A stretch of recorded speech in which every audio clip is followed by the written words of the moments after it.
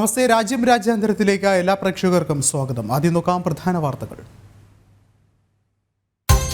മതമൗലികവാദ സംഘടനകൾക്ക് മുന്നിൽ മുട്ടുമടക്കി ബംഗ്ലാദേശ് സർക്കാർ. ഇസ്കോൺ നിരോധിക്കാൻ നീക്കം. ധാക്ക ഹൈക്കോടതിയിൽ ഹർജി. ആചാര്യൻ ചിന്മയ് കൃഷ്ണദാസിന്റെ അറസ്റ്റിൽ വ്യാപക പ്രതിഷേധം.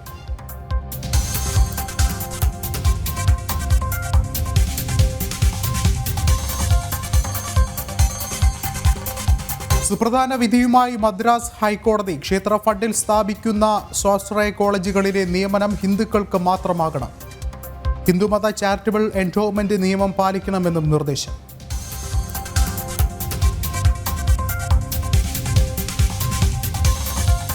ഉത്തർപ്രദേശിലെ സംഭാലിലേക്ക് പുറപ്പെട്ട എംപിമാരെ തടഞ്ഞ് പോലീസ്. സംഘർഷം അടിച്ചമർത്തിയെന്നും നിലവിൽ പുറത്തുനിന്നുള്ളവരെ അനുവദിക്കില്ലെന്നും പോലീസ്.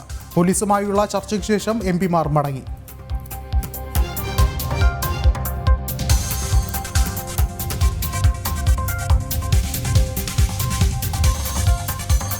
ജമ്മുകശ്മീരിൽ കനത്ത സുരക്ഷയൊരുക്കി കേന്ദ്രം. NSTയെ വിന്യസിച്ച ആഭ്യന്തര മന്ത്രാലയം. നീക്കം ഭീകരാക്രമണങ്ങൾ ആവർത്തിക്കുന്ന പശ്ചാത്തലത്തിൽ.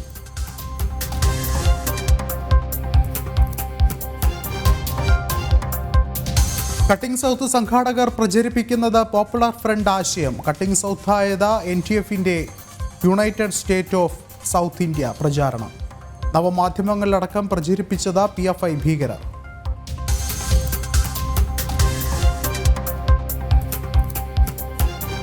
വിശദമായ വാർത്തകളിലേക്ക്. ബംഗ്ലാദേശിൽ ഇസ്കോൺ നിരോധിക്കാൻ നീക്കം. ആവശ്യമുന്നയിച്ച് ധാക്ക ഹൈക്കോടതിയിൽ ഹർജി. ഇസ്കോൺ മതമൗലിക സംഘടനയാണെന്ന അറ്റോർണി ജനറലിന്റെ പരാമർശം. അതേസമയം ബംഗ്ലാദേശ് അറ്റോർണി ജനറലിന്റെ പ്രസ്താവനയെ അപലപിച്ച ഇസ്കോൺ കൊൽക്കത്ത രംഗത്തെത്തി.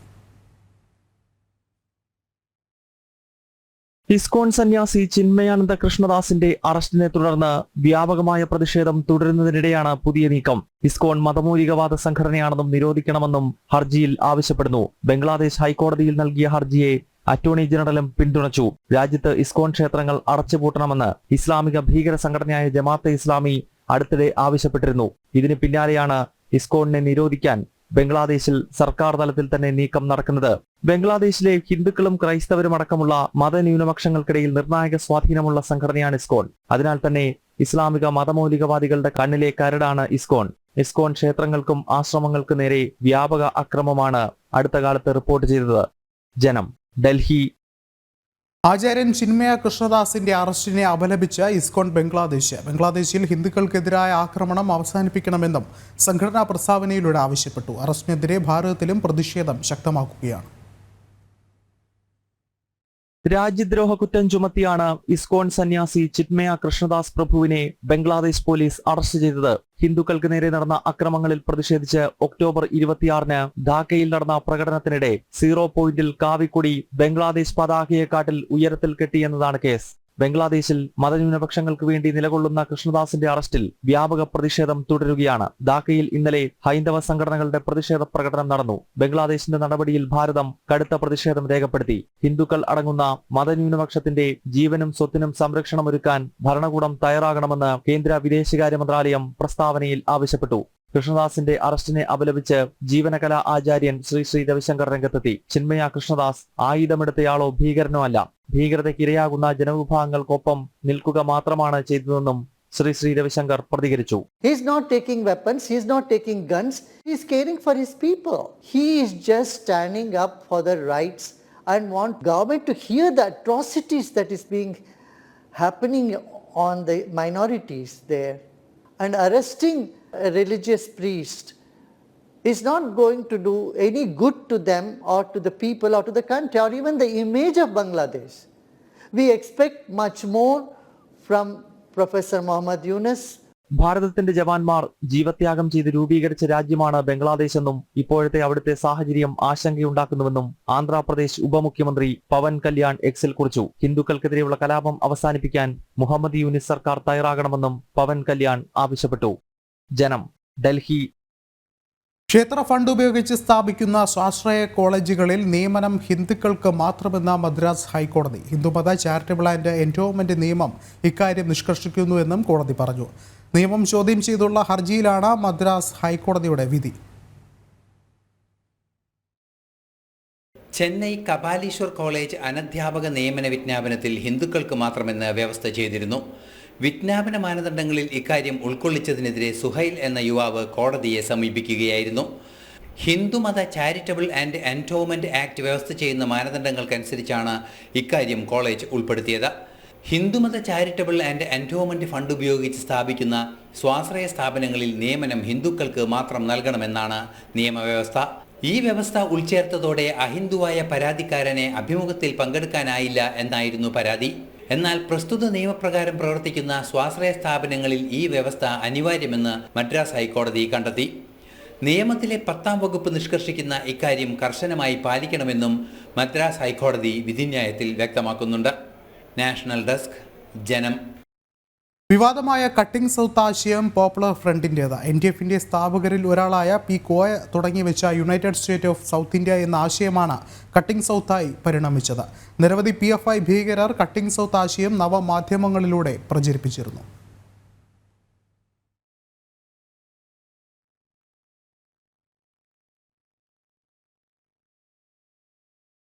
കഴിഞ്ഞ വർഷം മാർച്ചിൽ കൊച്ചിയിൽ നടന്ന കട്ടിംഗ് സൗത്ത് മീഡിയ കോൺക്ലേവിനായി News Minute, Newslaundry, Confluence മീഡിയയുമാണ് കാനഡ ഹൈക്കമ്മീഷനുമായി സ്പോൺസർഷിപ്പ് കരാറുണ്ടാക്കിയത്. പരിപാടിയുടെ നടത്തിപ്പിനായി $4000 കൈപ്പറ്റി. ഇത്തരത്തിൽ വിദേശ പണം വാങ്ങിയതിന് അനുമതി തേടിയിട്ടില്ലെന്നും അനുമതി നൽകിയിട്ടില്ലെന്നുമാണ് വിദേശകാര്യ മന്ത്രാലയം വ്യക്തമാക്കുന്നത്. വിവരാവകാശ നിയമപ്രകാരമുള്ള ചോദ്യത്തിനാണ് വിദേശകാര്യ മന്ത്രാലയത്തിന്റെ മറുപടി. അതായത് FCRA നിയമത്തിന്റെ ലംഘനമാണ് നടന്നിരിക്കുന്നത്. കട്ടിംഗ് സൗത്തിന്റെ മുഖ്യ സംഘാടകരായ കേരള മീഡിയ അക്കാദമി പറയുന്നത് തങ്ങളുടെ ഫണ്ട് ഉപയോഗിച്ചാണ് പരിപാടി നടത്തിയതെന്നാണ്. വിദേശ ഫണ്ടിനെ പറ്റി അറിയില്ലെന്നും മീഡിയ അക്കാദമി വിശദീകരിക്കുന്നു. ഞങ്ങൾ നടത്തിയത് ഇന്റർനാഷണൽ മീഡിയ ഫെസ്റ്റിവലാണ്. ആ ഫെസ്റ്റിവലില് ബാഹ്യമായിട്ടുള്ള ഒരു സംഘടനയിൽ നിന്നും ഒരു ഏജൻസിയിൽ നിന്നും ഒരു തരി മണി പോലും ഞങ്ങൾ സ്വീകരിച്ചിട്ടില്ല, ചെലവാക്കിയിട്ടില്ല. അപ്പോ അതിനകത്തൊരു ഒരു തരത്തിലുള്ള സന്ദേഹത്തിനും അവകാശമില്ല. ഞങ്ങള് ഒരാളിൽ നിന്നും ഇതിനു വേണ്ടിയിട്ട് പണം ഞങ്ങൾ സ്വീകരിച്ചിട്ടില്ല. എന്നാൽ കട്ടിംഗ് സൗത്തിന്റെ പേരിൽ ന്യൂസ് ലൗണ്ടറിയും ന്യൂസ് മിനിറ്റും കനേഡിയൻ ഹൈക്കമ്മീഷനുമായി ധാരണയിലെത്തിയ സ്പോൺസർഷിപ്പ് കരാറിന്റെ പകർപ്പും ജനം TVക്ക് ലഭിച്ചു. കേരളം അടങ്ങുന്ന ദക്ഷിണ ഭാരതത്തിലെ സംസ്ഥാനങ്ങളെ വിഭജിക്കുക എന്ന ലക്ഷ്യത്തോടെയാണ് കട്ടിംഗ് സൗത്ത് സംഘടിപ്പിച്ചതെന്നാണ് ആരോപണം. ഇതിന് മറുപടി എന്ന നിലയിലാണ് ദേശീയ പ്രസ്ഥാനങ്ങൾ ബ്രിഡ്ജിംഗ് സൗത്ത് എന്ന പേരിൽ ഡൽഹിയിലും തിരുവനന്തപുരത്തും കോൺക്ലേവുകൾ സംഘടിപ്പിച്ചത്. ജനം, ഡൽഹി. കടുത്ത നിയന്ത്രണം നിലനിൽക്കുന്ന സംഭാലിലേക്ക് പോകാൻ ശ്രമിച്ച മുസ്ലിം ലീഗ് MPമാരെ തടഞ്ഞ ഉത്തർപ്രദേശ് പോലീസ്. സംഘർഷം അടിച്ചമർത്തിയെന്നും നിലവിൽ പുറത്തുനിന്നുള്ളവരെ അനുവദിക്കാനാകില്ലെന്നും പോലീസ് വ്യക്തമാക്കി. നിർദ്ദേശം മറികടന്നാൽ അറസ്റ്റ് ചെയ്ത് നീക്കുമെന്ന മുന്നറിയിപ്പ് നൽകിയതോടെയാണ് MPമാർ മടങ്ങിയത്. ഷാഹി ജമാ മസ്ജിദിൽ സർവേ തടസ്സപ്പെടുത്തി സംഘർഷമുണ്ടാവുകയും 5 പേർ കൊല്ലപ്പെടുകയും ചെയ്ത ഉത്തർപ്രദേശിലെ സംഭലിലേക്ക് പോകാനാണ് മുസ്ലിം ലീഗ് MPമാർ ശ്രമിച്ചത്. ഉത്തർപ്രദേശ് അതിർത്തിയിൽ MPമാരെ തടഞ്ഞ പോലീസ് സംഭലിൽ സംഘർഷം അവസാനിച്ചെങ്കിലും കടുത്ത നിയന്ത്രണം തുടരുകയാണെന്ന് അറിയിച്ചു. നിരോധനാജ്ഞ നിലനിൽക്കുന്നുണ്ടെന്നും ഈ മാസം 30 വരെ പുറത്തുനിന്നുള്ള ആരെയും പ്രവേശിപ്പിക്കില്ലെന്നും വ്യക്തമാക്കി. നിർദ്ദേശം മറികടന്നു പോകാൻ ശ്രമിച്ചാൽ അറസ്റ്റ് ചെയ്ത് നീക്കുമെന്നും പോലീസ് അറിയിച്ചതോടെയാണ് MPമാർ മടങ്ങിയത്. ET Muhammad Basheer, Abdul Samad Samadani, PV Abdul Wahab, Haris Beeran, K Nawaz കനി എന്നീ MPമാരാണ് സംഘത്തിലുണ്ടായിരുന്നത്. പുറത്തുനിന്നുള്ളവരുടെ ഇടപെടൽ മേഖലയിൽ വീണ്ടും സംഘർഷത്തിന് വഴിവെക്കാൻ സാധ്യതയുണ്ടെന്ന നിഗമനത്തിലാണ് പോലീസ് നടപടി. ജനം, ഡൽഹി. മഹാരാഷ്ട്രയിൽ മുഖ്യമന്ത്രി ആരാകണമെന്ന തീരുമാനം പ്രധാനമന്ത്രി നരേന്ദ്രമോദിക്ക് വിട്ടു നൽകിയെന്ന് മുഖ്യമന്ത്രിയും ശിവസേന നേതാവുമായ ഏക്നാഥ് ഷിൻഡെ പറഞ്ഞു. പ്രധാനമന്ത്രി എടുക്കുന്ന ഏത് തീരുമാനവും അനുസരിക്കും. നാളെ മഹായുതി യോഗത്തിൽ സർക്കാർ രൂപീകരണ ചർച്ചകൾക്ക് അന്തിമ രൂപം നൽകുമെന്നും അദ്ദേഹം ചൂണ്ടിക്കാട്ടി. BJPക്കൊപ്പം നിൽക്കുമോ എന്നുള്ള ചോദ്യത്തിന് പ്രസക്തിയില്ലെന്നും ഏക്നാഥ് ഷിൻഡെ പറഞ്ഞു. कल आदरणीय प्रधानमंत्री जी से भी बात की, उनको भी कहा सरकार बनाने में हमारी तरफ से कोई अड़चन नहीं है, आप निर्णय ले लो जैसे आपके भारतीय जनता पार्टी को आपका निर्णय अंतिम लेता है. हम भी महायुति के कौन लीडर है, NDA के लीडर कौन है, मोदी जी है, अमित भाई है, तो उनको कहा कि मैंने अमित भाई जी को भी फोन किया, मोदी जी को भी फोन किया. सरकार बनाने में हमारी तरफ से कोई भी रुकावट, कोई भी अड़चन, कोई भी कुछ भी किसी भी तरह का अड़ंगा नहीं है. आप बेशक आप निर्णय ले लो, उस निर्णय की तामील हो जाएगी निर्णय की अमल हो जाएगी। और मैं आज आप सबको कहता हूं कि भारतीय जनता पार्टी के वरिष्ठ नेता जो निर्णय लेंगे मुख्यमंत्री पद के बारे में, जो उनका कैंडिडेट होगा, उसको हमारा शिवसेना का पूरी तरह समर्थन है, पूरी तरह हमारा पाटिंबा उनको है। ये आपको बताने के लिए मैंने आज सबको बुलाया है। കൂടുതൽ വിവരങ്ങളുമായി ജിഷ്ണു കൃഷ്ണൻ ചേരുന്നുണ്ട്. ജിഷ്ണു, എന്താണ് ഏറ്റവും പുതിയ വിവരങ്ങൾ പുറത്തു വരുന്നത്? വിഷ്ണു, മഹാരാഷ്ട്രയിൽ നിയമസഭാ തെരഞ്ഞെടുപ്പിന് ശേഷം സർക്കാർ രൂപീകരണ ചർച്ചകൾ മുൻപോട്ട് പോകുന്നതിനിടയിലാണ് ഇന്ന് മുഖ്യമന്ത്രിയും ഒപ്പം ശിവസേന നേതാവുമായിട്ടുള്ള ഏക്നാഥ് ഷിൻഡെ മാധ്യമങ്ങളെ കണ്ടിട്ടുള്ളത്. അദ്ദേഹത്തിന്റെ വാക്കുകൾ വളരെ കൃത്യമായിരുന്നു. സഖ്യത്തിൽ ചർച്ചകൾ ഇതിനോടകം തന്നെ നടന്നിട്ടുണ്ട്. ശേഷം മഹാരാഷ്ട്രയിൽ മുഖ്യമന്ത്രി ആരാകണം എന്ന തീരുമാനം പ്രധാനമന്ത്രി നരേന്ദ്രമോദിക്ക് വിട്ടു നൽകിയിരിക്കുകയാണ്. പ്രധാനമന്ത്രി നരേന്ദ്രമോദിയും BJPയുടെ കേന്ദ്ര നേതൃത്വവും കൈക്കൊള്ളുന്ന ഏതു തീരുമാനവും അനുസരിച്ച് മുൻപോട്ട് പോകും എന്നുള്ളതാണ് ഏക്നാഥ് ഷിൻഡെ വ്യക്തമാക്കിയിട്ടുള്ളത്. സഖ്യത്തിൽ യാതൊരു തരത്തിലുമുള്ള അഭിപ്രായ ഭിന്നതകളില്ല. BJPക്കൊപ്പം നിൽക്കുമോ എന്ന ചോദ്യത്തിന് തന്നെ പ്രസക്തിയില്ല എന്നും ബാൽ സാഹേബ് താക്കറെയുടെ ആശയങ്ങൾ പ്രധാനമന്ത്രി നരേന്ദ്രമോദിയും ആഭ്യന്തരമന്ത്രി അമിത്ഷായും ഉൾപ്പെടെയുള്ള നേതാക്കൾ നടപ്പിലാക്കുകയാണ്. അതുകൊണ്ട് ശിവസേനയ്ക്ക് എന്നും BJPക്കൊപ്പം നിൽക്കാൻ തന്നെ സാധിക്കുകയുള്ളൂ. ഉടൻ തന്നെ മഹായുതി സർക്കാർ മഹാരാഷ്ട്രയിൽ അധികാരത്തിൽ വരും. അത് ജനങ്ങൾക്ക് വേണ്ടിയുള്ള സർക്കാർ ആയിരിക്കും. അതിന്റെ മുഖ്യമന്ത്രി ആരായിരിക്കും എന്നുള്ളത് പ്രധാനമന്ത്രി നരേന്ദ്രമോദി തീരുമാനിക്കും എന്നുള്ളതാണ് ഏക്നാഥ് ഷിൻഡെ ചൂണ്ടിക്കാട്ടിയിട്ടുള്ളത്. നാളെ മഹായുതി സഖ്യത്തിന്റെ യോഗം മുംബൈയിൽ ചേരുന്നുണ്ട്. അതും ഏക്നാഥ് ഷിൻഡെ അറിയിച്ചിട്ടുണ്ട്. BJP ഒപ്പം ശിവസേന ഷിൻഡെ വിഭാഗം, NCP അജിത് പവാർ വിഭാഗത്തിന്റെയും ചേർന്നുകൊണ്ടുള്ള മഹായുതി സഖ്യത്തിന്റെ സർക്കാർ രൂപീകരണ ചർച്ചകൾ സംബന്ധിച്ചൊരു അന്തിമ ധാരണയിലേക്ക് എത്തും എന്നുള്ളതാണ് ഏക്നാഥ് ഷിൻഡെ വ്യക്തമാക്കിയിട്ടുള്ളത്. അതായത് നമുക്ക് മനസ്സിലാക്കാൻ സാധിക്കുന്നത്, നാളെ ചേരുന്ന മഹായുതി സഖ്യത്തിന്റെ യോഗത്തിന് ശേഷം മുഖ്യമന്ത്രി മറ്റ് പ്രധാനപ്പെട്ട വകുപ്പുകൾ ആരായിരിക്കുമെന്ന് സംബന്ധിച്ചൊരു പ്രഖ്യാപനം നാളെ ഈ സഖ്യത്തിന്റെ ഭാഗത്തുനിന്നുണ്ടാകും എന്നുള്ളത് തന്നെയാണ് മനസ്സിലാക്കേണ്ടത്. മഹാരാഷ്ട്രയിൽ നിയമസഭാ തെരഞ്ഞെടുപ്പിൽ മികച്ച വിജയമാണ്. 288 അംഗ നിയമസഭയിൽ മൃഗീയ ഭൂരിപക്ഷത്തോടെയാണ് മഹായുതി സഖ്യം അധികാരം നിലനിർത്തിയത്. ജിഷ്ണു കൃഷ്ണനാണ് വിവരങ്ങൾ നൽകിയത്. വിഷയനെ കുറ്റം പറഞ്ഞുകൊണ്ട് മഹാരാഷ്ട്ര നിയമസഭാ തെരഞ്ഞെടുപ്പിലെ തോൽവി മറയ്ക്കാനുള്ള കോൺഗ്രസ് ശ്രമത്തിന് തിരിച്ചടി. ലോക്സഭയിൽ കോൺഗ്രസ് സഖ്യത്തിന്റെ 31 MP ജയിച്ചപ്പോൾ EVM നല്ലായിരുന്നു എന്ന മഹാരാഷ്ട്ര BJP അധ്യക്ഷൻ ചന്ദ്രശേഖർ ഭവൻകുലെ ചോദിച്ചു. വോട്ടെണ്ണലിൽ ക്രമക്കേട് നടന്നു എന്ന ദി വയർ ഉൾപ്പെടെയുള്ള മാധ്യമങ്ങളുടെ പ്രചാരണവും പൊളിഞ്ഞു. മഹാരാഷ്ട്ര നിയമസഭാ തെരഞ്ഞെടുപ്പിൽ ദയനീയ പരാജയം ഏറ്റുവാങ്ങിയതിന് പിറകെയായിരുന്നു വോട്ടിംഗ് മെഷീന്റെ വിശ്വാസ്യതയെ ചോദ്യം ചെയ്ത് മുതിർന്ന കോൺഗ്രസ് നേതാക്കൾ രംഗത്തെത്തിയത്. 288 അംഗ നിയമസഭയിൽ 16 സീറ്റിൽ മാത്രം ഒതുങ്ങിപ്പോയതിന്റെ ജാള്യത മറയ്ക്കാനുള്ള കോൺഗ്രസിന്റെ ശ്രമം തെരഞ്ഞെടുപ്പ് കമ്മീഷൻ കൃത്യമായ കണക്കുകൾ പുറത്തുവിട്ടതോടെ തകർന്നടിഞ്ഞെന്ന് മഹാരാഷ്ട്ര BJP അധ്യക്ഷൻ ചന്ദ്രശേഖർ ഭവൻകുലെ പറഞ്ഞു. കഴിഞ്ഞ ലോക്സഭാ തെരഞ്ഞെടുപ്പിൽ മഹാവികാസ് അഘാഡിയുടെ 31 MP തെരഞ്ഞെടുക്കപ്പെട്ടപ്പോൾ EVM നല്ലതായിരുന്നു. അതുകൊണ്ട് EVMനെ കുറ്റം പറയുന്നതിന് പകരം ആത്മപരിശോധന നടത്താൻ കോൺഗ്രസ് തയ്യാറാകണമെന്നും ചന്ദ്രശേഖർ ഭവൻകുലെ വ്യക്തമാക്കി. जो चुनाव हुए लोकसभा के, उनके 31 सांसद चुन के आए, 2 अपक्ष, तब क्यों नहीं EVM पर सवाल खड़ा किया? तब EVM बराबर थी, तब EVM खराब नहीं थी. अब उनका नांदेड़ में सांसद चुन के आया अभी बाई इलेक्शन में, तो तब EVM खराब नहीं है. उनके बाकी अभी विधायक चुन के आए, वहाँ EVM खराब नहीं है. देखिए, बवंडर खड़ा कर रहे हैं और ये बवंडर से कुछ होने वाला नहीं है. उल्टा आत्मपरीक्षण करना चाहिए. സംസ്ഥാനത്ത് പോൾ ചെയ്തതിനേക്കാൾ 5 ലക്ഷം വോട്ട് കൂടുതൽ എണ്ണിയെന്ന ദ വയർ ഉൾപ്പെടെ ഒരു വിഭാഗം മാധ്യമങ്ങളുടെ റിപ്പോർട്ട് വസ്തുതാവിരുദ്ധമാണെന്നും തെരഞ്ഞെടുപ്പ് കമ്മീഷൻ അറിയിച്ചു. പോസ്റ്റൽ വോട്ടുകൾ കൂടാതെയുള്ള കണക്കുകളാണ് മാധ്യമങ്ങൾ റിപ്പോർട്ട് ചെയ്തതെന്ന് വോട്ടിന്റെ യഥാർത്ഥ കണക്കുകൾ പുറത്തുവിട്ടുകൊണ്ട് കമ്മീഷൻ വ്യക്തമാക്കി. EVMന്റെ വിശ്വാസ്യത ചോദ്യം ചെയ്തുള്ള ഹർജി സുപ്രീം കോടതി കഴിഞ്ഞ ദിവസം തള്ളിയിരുന്നു. നിങ്ങൾ വിജയിക്കുമ്പോൾ വോട്ടിംഗ് മെഷീൻ നല്ലതും പരാജയപ്പെടുമ്പോൾ കുറ്റം പറയുകയുമാണോ എന്ന ചോദ്യത്തോടെയായിരുന്നു കോടതി നടപടി. ജനം, ഡൽഹി.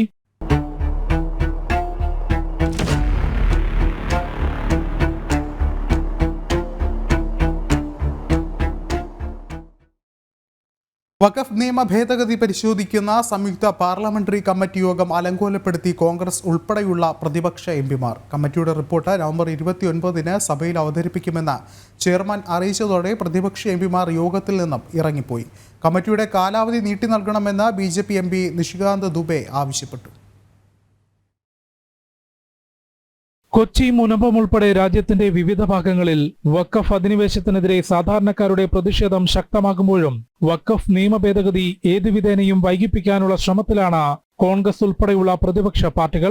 വഖഫ് നിയമ ഭേദഗതി പരിശോധിക്കുന്ന സംയുക്ത പാർലമെന്ററി കമ്മിറ്റി യോഗം അലങ്കോലപ്പെടുത്തിക്കൊണ്ട് പ്രതിപക്ഷ എംപിമാർ ഇറങ്ങിപ്പോയി.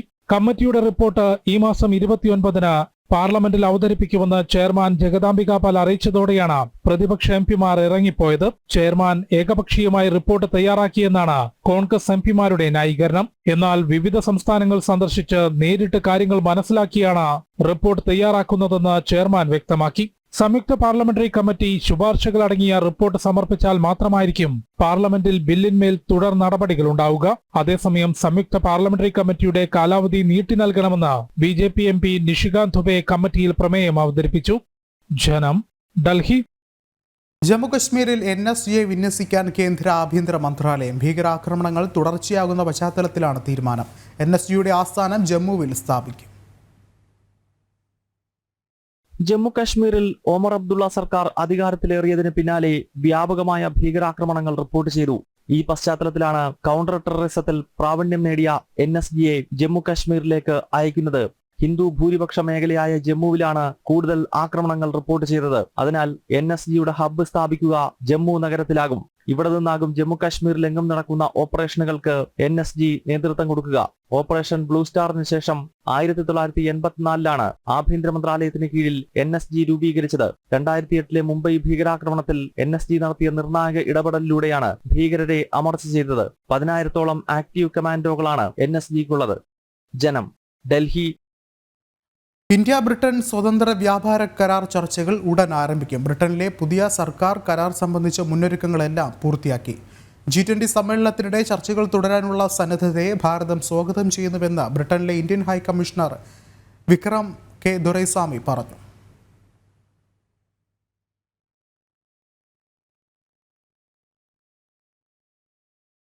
Well, look, the FTA is an ongoing process. The government that came to power here in the UK in July completed their internal review and are now ready to restart negotiations.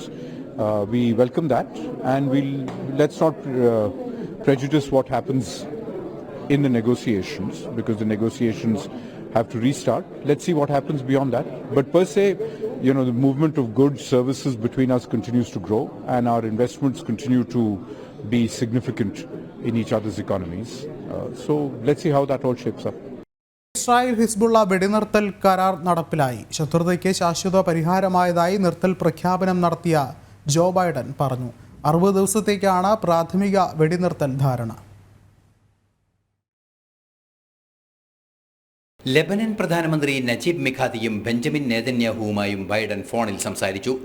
വെടിനിർത്തൽ കരാർ അംഗീകരിക്കുന്നതായി രണ്ടു നേതാക്കളും ബൈഡനെ അറിയിച്ചു. തുടർന്നാണ് വെടിനിർത്തൽ നടപ്പിലായതായി American president Joe Biden പ്രഖ്യാപിച്ചത്. For nearly 14 months, a deadly conflict raged across the border that separates Israel and Lebanon. A conflict that began the day after the October 7 attack by Hamas on Israel. Hours later, at 2 a.m. in the morning, Hezbollah and other terrorist organizations backed by Iran attacked Israel in support of Hamas. Let's be clear, Israel did not launch this war. The Lebanese people did not seek that war either, nor did the United States. 13 മാസമായി തുടരുന്ന സംഘർഷങ്ങൾക്ക് ശേഷം പശ്ചിമേഷ്യ ശാന്തിയിലേക്ക് നീങ്ങുകയാണ്. കരാർ ലംഘിച്ചാൽ ശക്തമായി തിരിച്ചടിക്കുമെന്ന് Netanyahu മുന്നറിയിപ്പും നൽകിയിട്ടുണ്ട്. 60 ദിവസത്തേക്കാണ് പ്രാഥമിക വെടിനിർത്തൽ ധാരണ. സേനാ പിന്മാറ്റവും അതിർത്തി നിർണയവും നിരീക്ഷണവും യാഥാർത്ഥ്യമാകുന്നതോടെ ശാശ്വത സമാധാനത്തിലേക്ക് പശ്ചിമേഷ്യ നീങ്ങുമെന്ന പ്രതീക്ഷയിലാണ് ലോകം. ഇന്റർനാഷണൽ ഡെസ്ക്, ജനം. അമേരിക്ക, ജപ്പാൻ, ദക്ഷിണ കൊറിയ ഉൾപ്പെടെയുള്ള രാജ്യങ്ങളുടെ വിദേശകാര്യ മന്ത്രിമാരുമായി ചർച്ച നടത്തി S. ജയശങ്കർ. ഇറ്റലിയിൽ തുടരുന്ന G7 വിദേശകാര്യ മന്ത്രിമാരുടെ യോഗത്തിൽ വെച്ചായിരുന്നു കൂടിക്കാഴ്ച. ആഗോള സുരക്ഷയും സമാധാനവും ഉറപ്പാക്കാൻ ഭാരതവും അമേരിക്കയും യോജിച്ച് പ്രവർത്തിക്കുമെന്ന് US വിദേശകാര്യ സെക്രട്ടറി ആന്റണി ബ്ലിങ്കൻ അറിയിച്ചു.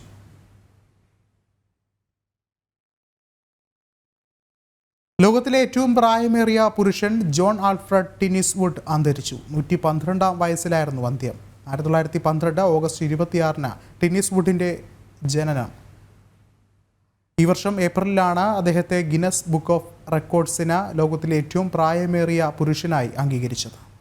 ഇംഗ്ലണ്ടിലെ ലിവർപൂളിലായിരുന്നു അന്ത്യം. 2 ലോകമഹായുദ്ധങ്ങൾ ഉൾപ്പെടെ നിരവധി ചരിത്ര സംഭവങ്ങൾക്ക് സാക്ഷിയായ മനുഷ്യനാണ് കാലയവനികയ്ക്കുള്ളിൽ മറഞ്ഞത്. അഖില ഭാരതീയ പൂർവ്വ സൈനിക സേവാ പരിഷത്ത് 25ാമത് വാർഷിക ജനറൽ ബോഡി യോഗം ഈ മാസം 29, 30, ഡിസംബർ 1 തീയതികളിൽ കണ്ണൂരിൽ നടക്കും. കേന്ദ്ര പ്രതിരോധ മന്ത്രി രാജ്നാഥ് സിംഗ്, ഗവർണർ ആരിഫ് മുഹമ്മദ് ഖാൻ തുടങ്ങിയ പ്രമുഖർ പങ്കെടുക്കും. പൂർവ്വ സൈനിക് സേവാ പരിഷത്തിന്റെ വാർഷിക ജനറൽ ബോഡി യോഗം ആദ്യമായാണ് ദക്ഷിണേന്ത്യയിൽ വെച്ച് നടക്കുന്നത്. രാജ്യത്തിന്റെ വിവിധ ഭാഗങ്ങളിൽ നിന്നായി ആയിരക്കണക്കിന് പൂർവ്വ സൈനികരാണ് വാർഷിക ജനറൽ ബോഡി യോഗത്തിന്റെ ഭാഗമാകുക. വിരമിച്ച സൈനികരുടെ ക്ഷേമവും സാമൂഹിക പ്രതിബദ്ധതയും ലക്ഷ്യമാക്കിയാണ് പൂർവ്വ സൈനിക സേവാ പരിഷത്തിന്റെ പ്രവർത്തനം. ഓരോ വർഷവും നിരവധിയായ സേവന പ്രവർത്തനങ്ങളാണ് സംഘടന ആസൂത്രണം ചെയ്ത് നടപ്പിലാക്കി വരുന്നത്. ഇത് കൂടുതൽ വിപുലമാക്കുക എന്ന ലക്ഷ്യമാണ് ഇത്തവണത്തെ യോഗത്തിനുള്ളത്. പൂർവ്വ സൈനികരുടെ ധാരാളം സംഘടന ഉണ്ടെങ്കിലും ഇന്ത്യ ഗവൺമെന്റിന്റെ മിനിസ്ട്രി ഓഫ് ഡിഫൻസിന്റെ അംഗീകാരം ലഭിച്ച വളരെ ചുരുക്കം സംഘടനയിൽ ഒന്നാണ് നമ്മുടെ അഖില ഭാരതീയ പൂർവ്വ സൈനിക സേവാ പരിഷത്ത്. എല്ലാ വർഷവും സംഘടനയിൽ നടക്കുന്നത് പോലെ വാർഷിക സമ്മേളനം നടക്കാറുണ്ട്. കഴിഞ്ഞ വർഷം അത് ജയ്പൂരിലായിരുന്നു, അതിനു മുന്നേ ലക്നൌവിലായിരുന്നു. അങ്ങനെ രാജ്യത്തിൻ്റെ വിവിധ ഭാഗങ്ങളിൽ സംഘടനയുടെ വാർഷിക സമ്മേളനം നടക്കുന്നുണ്ട്. കേരളത്തിൽ ഇത്രയും വിശാലമായ ഒരു സമ്മേളനം നടക്കുന്നത് ആദ്യമായിട്ടാണ്. മാത്രമല്ല, സംഘടന രജിസ്റ്റർ ചെയ്ത് പ്രവർത്തനം ആരംഭിച്ചതിന് ശേഷമുള്ള 25ാം വർഷം എന്ന ഒരു പ്രാധാന്യവും ഈ സമ്മേളനത്തിലുണ്ട്. രാജ്യത്തിന് വേണ്ടി ജീവത്യാഗം ചെയ്ത നിരവധിയായ സൈനികരുള്ള ഒരു മണ്ണാണ് കണ്ണൂർ. ആ കണ്ണൂരിൽ വെച്ച് നടക്കുമ്പോൾ അതിൻ്റെ പ്രാധാന്യത്തോടുകൂടി, അതിൻ്റെ ഉത്തരവാദിത്വത്തോടുകൂടി കണ്ണൂരിലെ ജനങ്ങൾ തന്നെ അതിനെ ഏറ്റെടുക്കേണ്ടതായിട്ടുണ്ട്. നിങ്ങളുടെ എല്ലാവരുടെയും സഹകരണം ഉണ്ടാവുകയാണെങ്കിൽ ഈ സമ്മേളനം ഒരു ചരിത്ര സംഭവമാക്കി മാറ്റാൻ നമുക്ക് സാധിക്കുമെന്നുള്ള ഉറച്ച വിശ്വാസത്തിലാണ് ഇതിന്റെ സംഘാടക സമിതി ഉള്ളത്.